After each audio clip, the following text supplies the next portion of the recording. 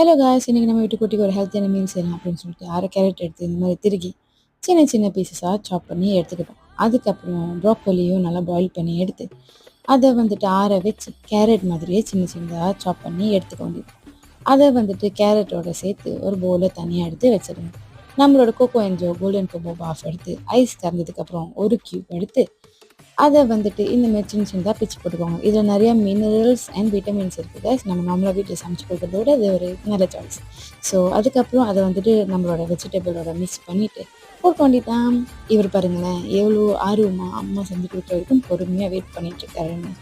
இப்போ அவரோட மீல் தான். அவரும் ஜாலியாக அவரோட மீலுக்கு ரெடியாக ப்ரிப்பேர் ஆகி வந்துட்டார்.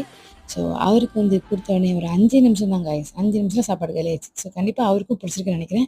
உங்கள் வீட்டு குட்டிக்கும் செஞ்சு பாருங்கள்.